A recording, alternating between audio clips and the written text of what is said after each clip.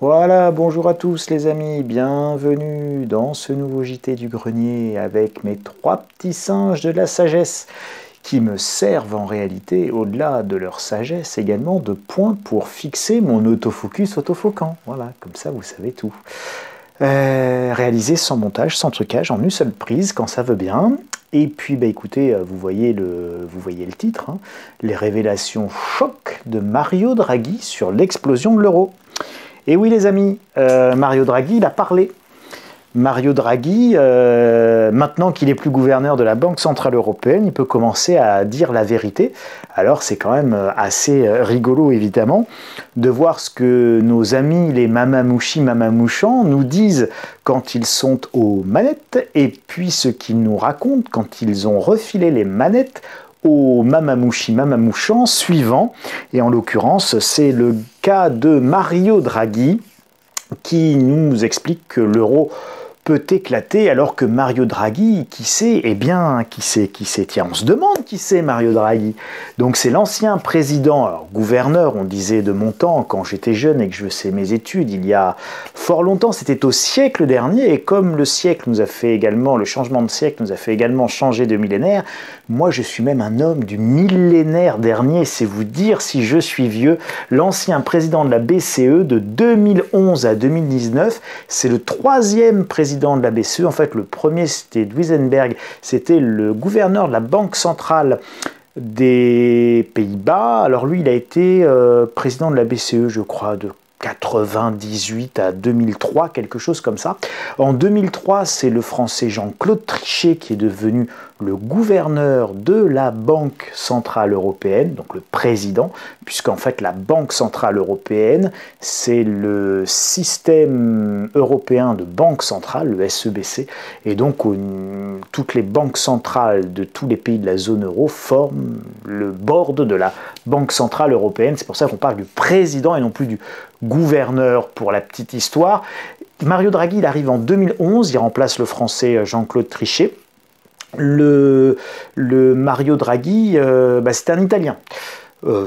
J'ai pas le sujet d'ailleurs, enfin bon, voilà, c'était un président des Pays-Bas, un président français, un président italien, et puis aujourd'hui à nouveau Christine Lagarde, une Française qui a remplacé Mario Draghi en 2019. Et Mario Draghi, en 2012, c'est le célèbre, l'auteur de la formule restée dans les annales de la politique monétaire européenne, whatever it takes, je ferai tout ce qu'il faut, absolument tout ce qu'il faut, que c'était quasiment un quoi qu'il en coûte avant l'heure, quoi qu'il en coûte, quelles que soient les actions qu'il faudra que je fasse, que j'entreprenne, je les ferai, et croyez-moi, avait-il précisé, ce sera assez, it will be enough, en anglais dans le texte. C'est en juillet 2012, alors les plus jeunes parmi vous ne s'en souviennent sans doute pas, les plus anciens un petit peu plus, c'est évidemment la grande crise de la zone euro qui est consécutive à la crise des subprimes qui a lieu en 2007-2008, qui va entraîner la faillite de la Lehman Brothers en 2009, et puis des énormes difficultés sur les marchés 2010-2011, presque un lapsus révélateur que je suis sûr vous relèverez et qui ne manquera pas de vous faire sourire, mais s'il vous plaît, pas de gros mots dans les commentaires. Il est, après avoir quitté la Banque Centrale Européenne et son whatever it takes, Mario Draghi est devenu Premier ministre italien. Alors, bon, on est en Italie, les premiers ministres passent à peu près aussi rapidement que les saisons et que les fleurs fanent à l'automne. Donc, bien évidemment, il sera un Premier ministre italien éphémère, comme presque chaque fois. 2021-2022, il passe une année en tant que Premier ministre italien. Et en 2023, finalement, il vient nous déclarer, maintenant qu'il semble être à la retraite avec ses 76 printemps, que la BCE ferait n'importe quoi, ou presque, et qu'évidemment l'euro est en danger. C'est une déclaration qu'il a fait dans le Financial Times, et donc là il y a Atlantico, on a un petit peu parlé. Alors c'est une intervention qui est passée complètement sous les radars, personne n'en parle, il faut dire qu'il y a plein d'autres sujets très importants. Pourtant, l'avenir de la monnaie unique, 480 millions d'habitants en Europe qui utilisent ou sont très concernés par évidemment la monnaie unique, par l'euro. Alors je sais, il y en aura toujours pour me faire la distinction entre monnaie unique, monnaie commune, tout ça c'est parfait, mais ce sont des arguties de juristes. Dans la réalité, nous partageons une monnaie, peu importe qu'elle soit commune ou qu'elle soit unique, ça vous fera une belle jambe tant qu'elle est dans votre porte-monnaie, et ça vous fera encore plus une belle jambe quand elle n'y sera plus, parce que l'euro a explosé. Donc dans tous les cas, je vous assure, ce sont des arguties. Vous pouvez en parler autant que vous voulez, ça peut être très important, les éléments juridiques et la manière dont on articule le droit ou pas le droit. Mais enfin, vous l'avez bien vu, de manière récente et dans les événements récents, le droit s'adapte à la volonté des mamamouchi mamamouchants, et ce n'est pas les mamamouchi mamamouchants qui adaptent leurs attitudes et leurs décisions politiques au droit et aux grands principes constitutionnels, juridiques, mais même à des principes moraux. Bon. Donc évidemment, je vais m'arrêter là. Alors, que dit Mario Draghi? Eh bien, Mario Draghi, figurez-vous que vraiment, on avait besoin que Mario Draghi vienne nous dire ça. Alors, bon, vous êtes au courant, et les petits singes de la sagesse le savaient aussi, mes poules de cristal vous en ont déjà parlé, mais Mario Draghi a été informé, peut-être a-t-il écouté cette chaîne, depuis qu'on peut traduire certaines choses plus facilement. Alors, que nous allons connaître une récession profonde dans l'Union européenne d'ici la fin de l'année. On y est déjà, les cocos.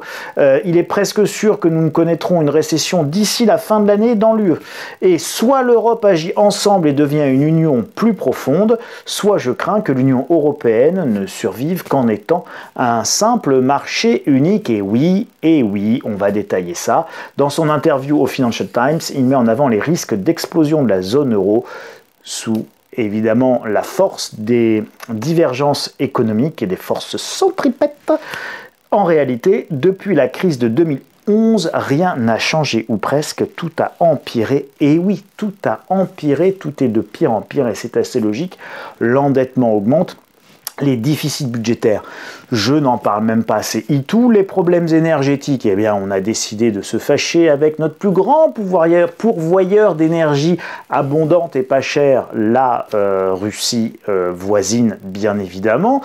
Alors, quand on n'a pas d'énergie abondante et pas chère pour faire tourner les grosses usines de la Ruhr, et d'ailleurs en Allemagne, eh bien évidemment, les choses deviennent beaucoup plus compliquées pour faire une grosse croissance. Quand en plus on n'a plus de pétrole à mettre dans les voitures et qu'on veut faire des voitures des voitures électriques, et bien évidemment, elles se termineront à pédale pour recharger les batteries, et puis qu'on n'a plus qu'on n'a pas d'accès aux ressources naturelles, parce qu'en Europe on n'a plus d'idées, mais on n'a jamais eu de pétrole ni de ressources naturelles, ou en tout cas très faiblement, et qu'on a des difficultés économiques qui deviennent absolument considérables, et bien on finit par avoir, même dans cette zone qui est l'Union européenne, et encore plus dans la zone Union européenne, une autre zone un petit peu plus petite qui est la zone monétaire de la zone euro. Il y a plus de pays dans l'Union européenne qu'il n'y en a dans la zone euro. Eh bien, on se rend compte qu'on a une divergence de taux d'intérêt entre les différents pays, parce que quoi? Parce que quoi? Mais déjà, notez que nous avons une monnaie unique, une monnaie commune, peu importe. Mais nous avons chacun notre taux d'intérêt. Et donc, vous voyez bien que notre zone euro, elle n'est pas finie. Elle n'est pas terminée, la zone euro. Et on est un peu au milieu du gué, et c'est bien évidemment, vous l'avez compris, le point clé politique, économique, des soucis qui s'annoncent et des difficultés qui arrivent, c'est que nous sommes au milieu du gué avec une zone euro qui n'a jamais été terminée, qui est avant tout une construction politique, mais qui n'est pas une construction économique achevée, parachevée, et tout simplement, disons-le, ce n'est pas une construction économique fonctionnelle. Alors vous pouvez le déplorer ou vous pouvez vous en satisfaire. Ça, c'est un point de vue politique. Je vous parlerai éventuellement de mes convictions un petit peu plus tard. L'Allemagne, sur le taux à 10 ans, 2,65, bon, on donne 3 chiffres après la virgule, 2,655, et suivi de la France, 2,25, du Portugal, 3,52, de l'Espagne, des taux plus élevés que le Portugal, 3,70, la Grèce, 4,05, et En queue de peloton, nous ne trouvons donc plus la Grèce, mais l'Italie de Mario Draghi avec ses 466, donc 4,46% de taux d'intérêt à 10 ans. Quand on a 3 000 milliards d'euros de dette à 4,50, enfin à 4, oui allez, arrondissons à 4,50, ça commence à faire un petit peu de sous, parce que 3 000 milliards à 4, ça fait déjà 120 milliards, rien que pour payer les taux d'intérêt. Vous voyez la profondeur du problème. C'est évidemment la même chose pour la France, vous allez voir, nous allons en parler. Bien sûr qu'on va connaître une récession, on le sait qu'on va connaître une récession, les taux sont passés de moins 0,5 à plus 4,50, donc déjà ça pique un peu quand même, hein. Souvenez-vous, il y a février 2022, les taux d'intérêt sont négatifs en Europe, moins 0,50. En février 2022, 24 février 2022, la Russie envahit l'Ukraine.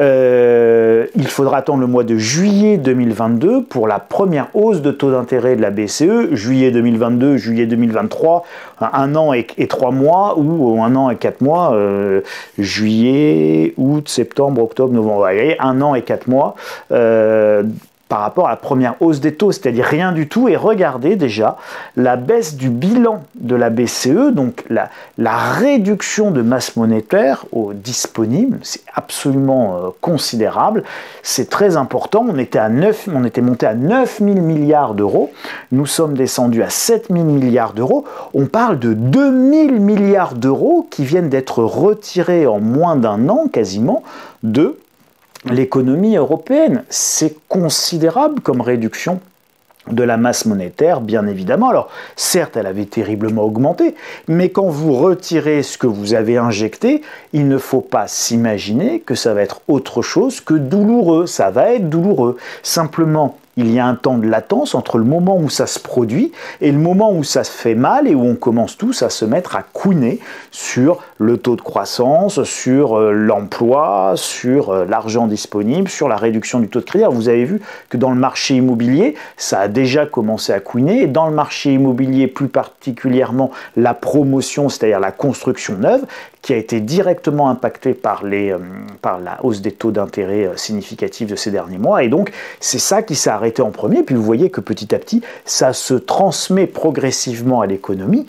Et donc, bien évidemment que nous allons connaître une récession. Vous n'imaginez quand même pas un seul instant.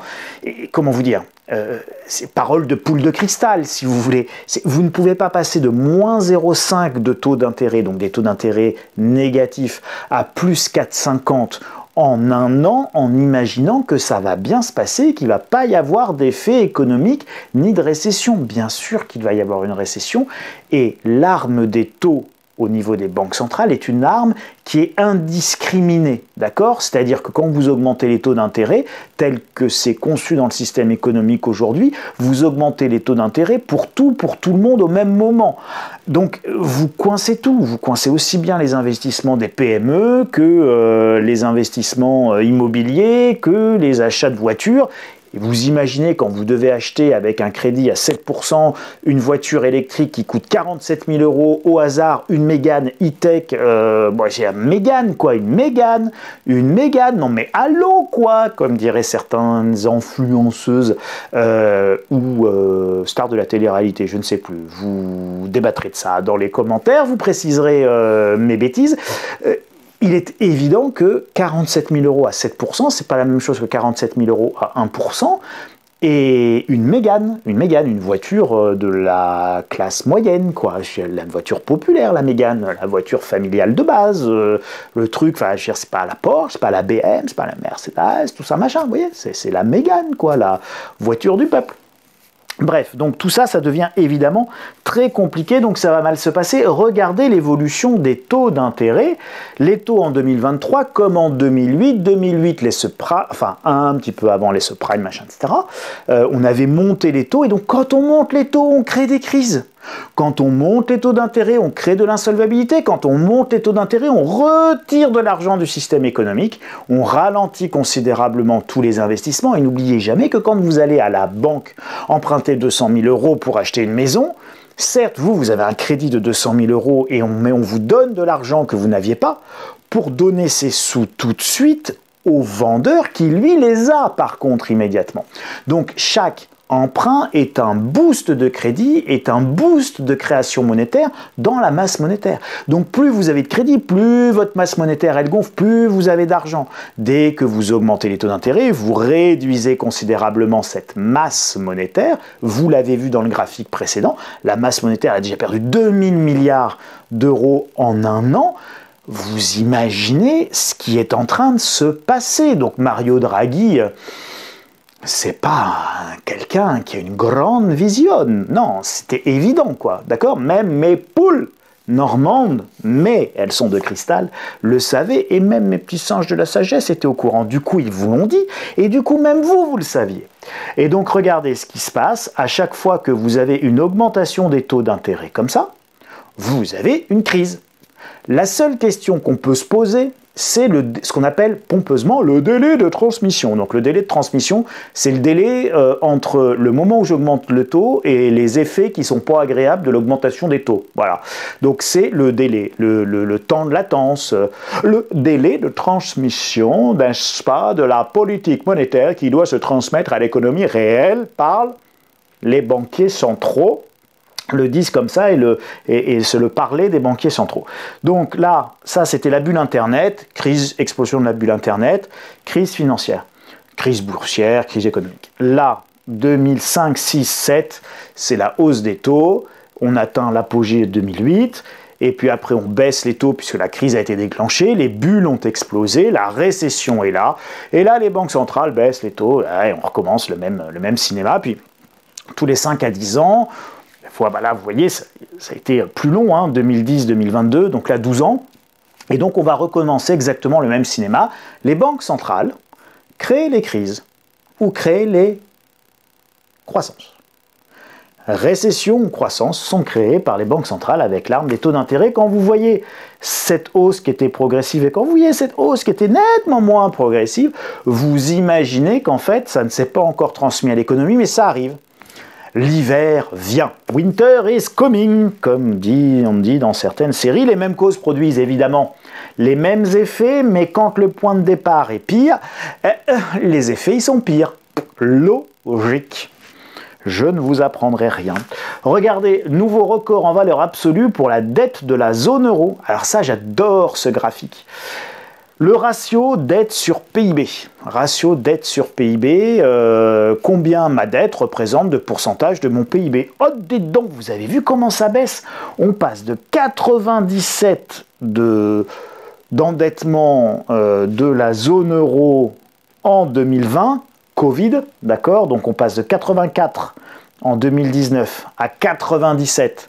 Ça, c'est Madame Pandémie, Monsieur Covid, même si on dit, si on a été bien dressé, la Covid et pas le Covid. Et je ne vois pas pourquoi la maladie serait féminine. Moi, je serais femme, je le prendrais mal. Moi, je dirais plutôt le Covid, comme ça, quand la photo mec. Petit aparté humoristique de second degré, bien évidemment. 97%, donc 84-97%, ça c'est le coût des quoi qu'il en coûte, d'accord? Donc ça, ici, là, vous avez le coût des quoi qu'il en coûte. Et tout d'un coup, regardez comment ça baisse et on perd 7 points. En gros, on passe de 99 à 97,2, on perd 7 points. Mais pourtant, jamais la dette en valeur absolue de la zone euro n'a été aussi importante. Pourquoi? Qu'Esako, que se passe-t-il?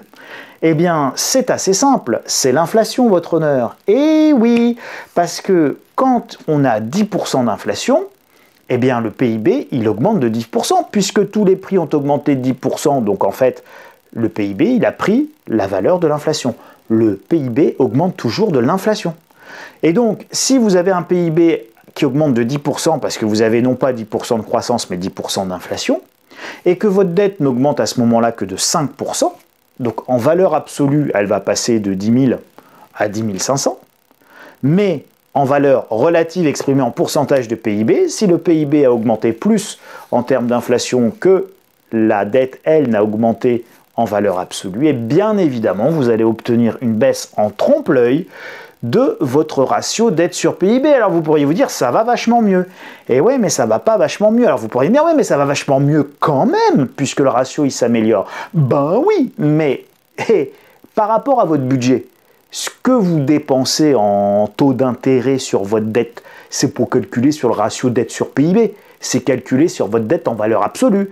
Et votre budget, lui, est-ce qu'il a augmenté de 10% en valeur absolue de prélèvement dans l'économie? Eh bien, ça ne suit pas de manière aussi mécanique. Et évidemment que quand on a un PIB qui augmente de 10% en raison de l'inflation, on peut se retrouver avec une augmentation des rentrées fiscales, mais pas du tout de la même proportion, pour une raison simple. C'est pas parce que le PIB a augmenté de 10% parce que les prix ont augmenté de 10%, que tous les prix augmentent de 10% et que tous les bénéfices augmentent de 10% et que donc, par exemple, vous allez avoir plus d'impôts sur les sociétés qui vont augmenter, par exemple, de 10%. Eh bien ça, c'est la relation, elle est loin d'être évidemment aussi mécanique puisque vous avez plein d'entreprises qui, au contraire, perdent de l'argent quand il y a de l'inflation parce qu'elles n'arrivent pas à refacturer forcément ce taux d'inflation. Et donc, les coûts de production augmentent et leurs marges se réduisent.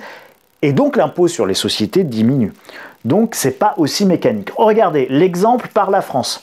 Là, on va zoomer juste sur notre pays, c'est ce qui nous concerne le plus. Et le plus directement, le ratio dette public sur PIB semble s'améliorer. Bruno Le Maire est vachement content, c'est Bruno, je suis le meilleur ministre de l'éco parce que je m'appelle Bruno. Bruno le petit robot. Et donc, regardez, 114, 112, 111, waouh, c'est génial! Le ratio dette sur PIB s'améliore vraiment grâce à la politique économique à longue vue et puis avec vraiment une vision absolument phénoménale de notre ministre de l'économie. Sauf que, en valeur absolue, vous verrez que, évidemment, ça a plutôt tendance à la hausse, à l'augmentation. Et donc, là, nous sommes sur ces chiffres-là, 3046 milliards. Allez, soyons paradins. On peut, sans prendre de risques, arrondir à 3050 milliards, pour la simple et bonne raison qu'on sera à 3100 ou 3250 ou 3200 à la fin de l'année, vu l'ampleur de notre déficit budgétaire. Ne soyons pas rapias, les amis, s'il vous plaît. Mais même... on va là même réduire le truc, au lieu de parler de 3050, on va parler de 3000 tout court, parce que quand je vous dis 4% de 3000, eh bien évidemment c'est beaucoup plus facile à calculer que 4,50 de 3045, ou de 3000, ou 4,50 de taux sur 3046,9. Et donc, en fait, on s'en fiche complètement. Ce qui nous intéresse, ce sont les ordres de grandeur, vous l'avez compris, et donc 3000 milliards à 4%, ça fait déjà 120 milliards. Bref, on parle ici de 130 milliards d'intérêts, de taux d'intérêt sur la dette française. Chaque année, on ne rembourse pas un seul centime sur le stock de dette. On paye juste les intérêts à 4%, 130 milliards. Je vous laisse aller voir le budget de l'éducation nationale, je vous laisse aller voir le budget total de l'État français qui est aux alentours de 380 à 400 milliards d'euros. Donc, vous imaginez bien qu'avec un service de la dette à 130 milliards d'euros, on va avoir un gros problème. M'aidez, j'ai un problème, Houston. Pourtant, les déficits s'accumulent, ils s'accumulent, et donc évidemment, la dette est égale à l'addition des déficits plus les intérêts. Voilà, c'est ça la dette. Hein. Donc là, vous prenez ici, là, tout petit point bleu que vous devez voir à peine à l'écran, 1974, dernier budget excédentaire en France, et depuis... que des déficits. La seule question qu'on se pose, c'est quelle est la profondeur du déficit? Et si vous regardez tendanciellement, vous voyez que les colonnes, globalement, elles plongent chaque fois de plus en plus profond. Et donc, en gros, voilà quoi. Hein. Voilà la tendance, voilà la courbe du déficit. Hein. La courbe du déficit, c'est plus profond, plus profond, plus profond, plus profond. Et à force d'être très très profond, bah, vous savez, hein, ce qui fait une nation, c'est sa population. Donc celui qui finit par l'avoir très profond, c'est évidemment la population qu'il a dans l'os sur la qualité de ses services publics, sur la qualité de sa médecine, sur la qualité de ses hôpitaux, sur la qualité des moyens qui lui sont offerts, et puis bah, évidemment sur une fiscalité de plus en plus confiscatoire. Vous voyez bien que de toute manière, ça ne fonctionne pas, ça ne marche pas. Il ne s'agit pas d'être de gauche, de droite, pour, contre, ça ne fonctionne pas. Voilà pour juste cette illustration de c'est pas parce que ça semble mieux que c'est pas pire, c'est pire, même si vous avez là un effet en trompe-l'œil sur le ratio dette sur PIB, et je voulais insister un tout petit peu là-dessus, parce que ça peut être trompeur. Alors, Le problème, évidemment, c'était pas les mesures exceptionnelles pendant le Covid ou la Covid. Le problème, vous l'avez bien compris, c'est le dégel. Et le dégel, c'est quand il faut passer à la caisse et payer les dettes qu'on vient de faire. Donc le quoi qu'il en coûte, c'est chouette, mais le quoi qu'il en coûte, ça coûte. Et donc comment je fais pour rembourser le quoi qu'il en coûte? C'est ça qui est compliqué. Et donc je fais comment? Et donc on a aujourd'hui 3000 milliards de dettes, je fais comment? Et rembourser les dettes, si on veut vraiment les rembourser, c'est forcément douloureux. Alors en plus, si on veut les rembourser avec des taux d'intérêt à 4,5, c'est encore plus douloureux. Et puis si les taux d'intérêt demain, vous imaginez, ils montent à 10%, ben c'est quasiment tout simplement et tout bonnement impossible de les rembourser. Donc le problème, c'est quand l'économie repart, quand le système repart et quand on sort des mesures non conventionnelles et des mesures d'urgence pour retrouver une politique monétaire cohérente. Ben, voilà, on a le gros problème, on en l'avait évoqué déjà sur cette chaîne, j'ai fait déjà des vidéos sur le sujet, c'était évidemment prévisible. Les problèmes de l'Union européenne et de la zone euro sont les mêmes qu'en 2011, mais en pire parce qu'évidemment, tous les déséquilibres sont plus forts, c'était ce que je voulais vous montrer, avec l'aggravation des déficits, avec l'accumulation de dettes en valeur absolue de plus en plus importante, même si on a un effet trompeur, encore une fois, avec le ratio dette sur PIB. Les problèmes de la zone euro sont des problèmes de structure économique de la zone euro. C'est soit plus d'Union européenne, soit moins d'Union européenne, soit plus d'États européens, soit plus d'États nationaux, et donc de retour aux États-nations. Pourquoi? Parce que, je vous disais tout à l'heure, nous sommes au milieu du gué. Être au milieu du gué, ça veut dire quoi? Ça veut dire que nous n'avons pas d'union de transfert. En clair, quand vous prenez le pays au niveau de la France, vous avez la région parisienne qui évidemment concentre beaucoup de richesses, et donc il y a une forte taxation sur la région parisienne, et tout ce qui est taxé en région parisienne, tous les grands sièges sociaux, etc., évidemment, ça ne reste pas, et ça n'est pas dépensé que en Île-de-France et en région parisienne. C'est bien entendu, c'est ce qu'on appelle l'union de transfert, c'est transféré dans les autres régions françaises. Et donc, c'est pas parce que vous avez un très riche Marseillais qui paye 1 million d'euros d'impôt sur le revenu que les sous qui ont été captés par son impôt sur le revenu ne seront dépensés qu'à Marseille. Tout ça, ça remonte dans la caisse commune de l'État français et après c'est redistribué à ceux qui en ont besoin. Et c'est ça notre pacte économique, notre pacte social, etc. Et c'est la justification de l'impôt. On verse tous au pot commun et donc de ce pot commun, nous avons un certain nombre de services publics, etc. etc. Donc tout ça est extrêmement logique. Mais ça fonctionne bien au niveau des États. Alors après, on peut critiquer tel impôt, telle pression fiscale, mais la logique, c'est celle-là. Une fois que vous avez cette logique-là, soit vous la transposez au niveau européen, soit vous ne la transposez pas. Donc si vous n'avez pas les riches allemands qui cotisent pour le pauvre grec, et que les sous qui sont pris chez les riches, ils partent chez les pauvres, union de transfert, pour équilibrer les choses. Et encore une fois, on peut discuter de chaque impôt, de chaque équilibrage, etc. Mais là, dans les grandes lignes, la grande idée, c'est celle-là, d'accord? C'est la notion d'union de transfert. Je prends là où il y a des sous et je répartis là où il y a besoin de sous. Les excès d'un côté, les excédents d'un côté pour les besoins de l'autre. Elle est là, la logique de l'union de transfert. Vous n'avez pas d'impôt européen, vous n'avez pas de fiscalité européenne, vous n'avez donc pas d'union de transfert, et puis nous avons même des taux d'intérêt différents pays par pays, ce qui est complètement absurde. Il ne devrait y avoir qu'un seul taux d'intérêt, qu'un seul taux d'emprunt, qu'un seul marché obligataire pour l'ensemble, évidemment, de la zone euro. Si on voulait avoir une zone euro fonctionnelle, sans divergence économique. Là, en réalité, on est au milieu. Et donc, à chaque fois que vous avez une crise, et bien évidemment, se repose le même problème.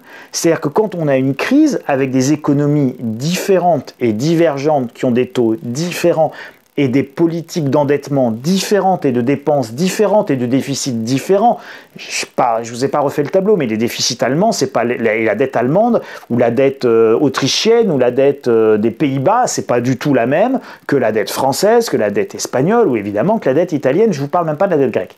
Donc vous avez les pays du Nord qui gèrent de manière plutôt rigoureuse, et puis les pays du Sud où nous sommes beaucoup plus artistes, d'accord? Et nous, les Français, nous sommes très artistes ces dernières années, donc on est évidemment à classer dans les pays du Sud. Nous avons donc des économies divergentes. Le point de friction politique, c'est que les pays du Nord et bien vertueux qui sont les fourmis ne veulent pas payer pour les cigales. Ces fourmis-là, elles ne voulaient pas payer en 2008. Elles n'avaient pas eu trop à payer en 2000 parce que là, par contre, on était assez convergents. Donc c'est après que ça s'est mis tout ça, nos économies se sont mis considérablement à diverger. Elles ne voulaient pas payer en 2008. Il y a peu de probabilité que les pays et que les fourmis du Nord aient très envie de payer pour les cigales du Sud cette fois-ci, puisque le problème est pire. Et donc, elles sont là, les inquiétudes de Mario Draghi, mais tout ça, on le sait, puisque nous n'avons rien réglé. Pour les plus anciens, allez, petite anecdote, vous vous souviendrez du FESF, du MES, le mécanisme européen de stabilité, le FESF, le Fonds européen de stabilité financière. Et bien, machin qu'on avait créé à l'époque, c'était Nicolas Sarkozy qui était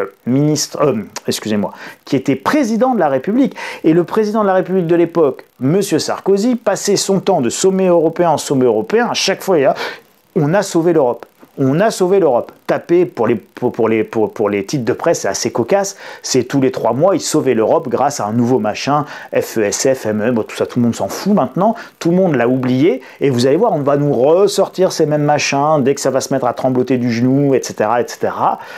Et donc, nous allons, et vous pourrez regarder dans les listes de vidéos, vous verrez, nous allons vers une nouvelle crise de la zone euro, et cette nouvelle crise de la zone euro, soit c'est l'occasion politique de faire un grand saut fédéral, soit potentiellement chaque crise de la zone euro peut être terminale et peut venir achever directement la zone euro, et on peut se retrouver dans le pire des scénarios avec un retour aux monnaies nationales. Parce que les divergences sont encore plus fortes et qu'il n'y a pas d'accord politique. L'euro, comme disait Mario Draghi, est irréversible, quoi qu'il en coûte, whatever it takes, quoi que je doive faire, et croyez-moi, ce sera assez, sauf que là, Mario Draghi, il en est nettement moins sûr, et pourquoi il en est nettement moins sûr? Parce que l'euro est irréversible à une seule condition, que ce soit une fiction imaginaire partagée par tous. Or, l'euro n'est peut-être plus la fiction imaginaire que nous avons tous envie de partager, de la même manière que l'Union européenne n'est peut-être pas la fiction imaginaire que nous avons tous envie de partager. N'oubliez pas que toute société humaine, toute structure politique, toute superstructure, comme disait Karl Marx, qui parlait de l'infrastructure et de la superstructure. Alors nous, l'économie d'en bas, le peuple, on est ce qu'on appelle l'infrastructure. Et puis en haut, tout ce qui est gouvernance au sens large, ce qu'on appellerait gouvernance aujourd'hui, il appelait ça la superstructure, Karl Marx. Eh bien la superstructure, c'est avant tout une fiction imaginaire à laquelle nous adhérons tous. La monnaie et la valeur de la monnaie est une fiction imaginaire à laquelle nous adhérons. Et tant que nous adhérons tous ou que nous sommes suffisamment nombreux à partager cette fiction imaginaire, alors cette histoire peut tenir.